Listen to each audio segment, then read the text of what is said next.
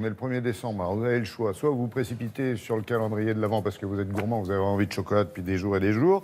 Soit vous restez 5 minutes de plus avec nous et vous allez fêter Noël en avant-première avec Loïc de Hamarmé. Je recommence, 1, 2, 3. Loïc, bonjour Loïc, qui est en direct de Londres avec nous parce que le 1er décembre, c'est déjà Noël, effectivement, en Grande-Bretagne, en tous les cas à la télévision, puisque les grands magasins nous offrent, c'est une tradition, des cadeaux, à savoir des films publicitaires, je vais dire, un petit peu différent de ce qu'ils nous envoient d'habitude. Alors, ce sont même de vrais petits bijoux qui non seulement attirent votre attention, mais celle aussi du public. Ils sont des millions de téléspectateurs chaque année, c'est ça? Oui, complètement, Laurent. C'est une vraie tradition britannique et c'est aussi une tradition au bureau de France 2 à Londres. Chaque année, on vous fait notre liste de ses meilleurs publicités de Noël, mais encore une fois, ici au Royaume-Uni, ce ne sont pas du tout des publicités de Noël classiques pour vanter tel ou tel produit, un poulet, un jouet ou la bûche de Noël. Non, ce sont de vrais courts-métrages de cinéma, de vrais petits films qui coûtent des millions et des millions d'euros. Alors, l'an dernier, par exemple, eh bien, vous avez parlé, vous allez le voir sur ces images, d'un de ces contes de Noël pour une de ces chaînes de grands magasins. C'était non pas le Père Noël, mais la Mère Noël.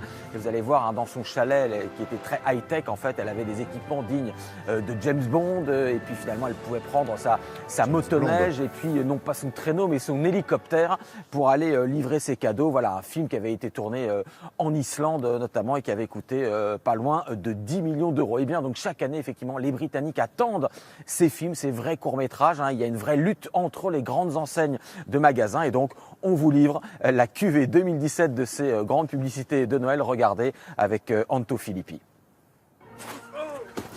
Il n'a pas un bonnet, mais un bas rouge sur la tête.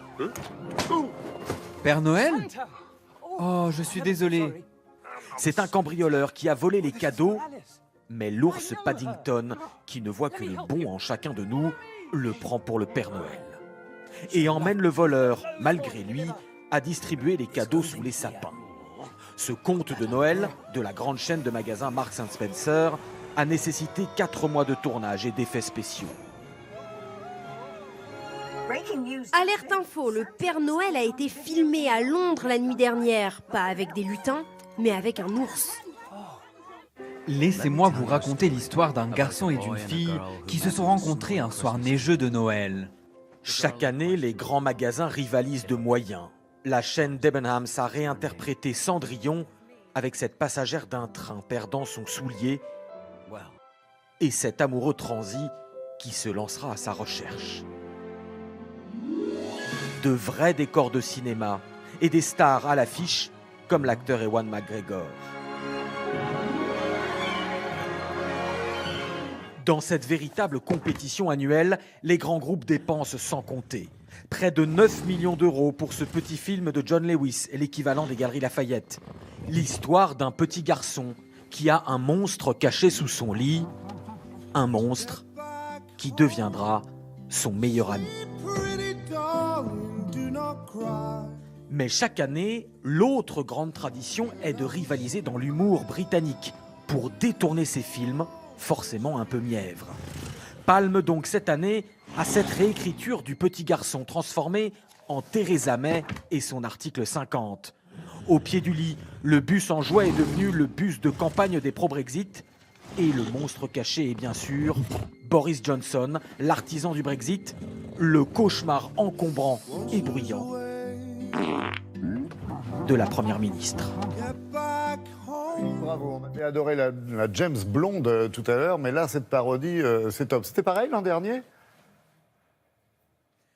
Oui, Laurent, c'est pareil en fait. Chaque année, effectivement, il y a là où les meilleures parodies. Alors, par exemple, il y avait eu une publicité très émouvante, à nouveau pour John Lewis, l'équivalent des Galeries Lafayette. C'était l'histoire d'une petite fille qui observait la Lune avec son télescope. Elle voyait qu'il y avait un vieux monsieur tout seul qui était sur la Lune. C'était le seul habitant de la Lune. Alors, elle lui faisait livrer pour Noël par ballon, c'était très poétique, une longue vue pour qu'ils puissent se parler ensemble l'un avec l'autre. Et puis, alors évidemment, eh bien, la publicité avait été détournée.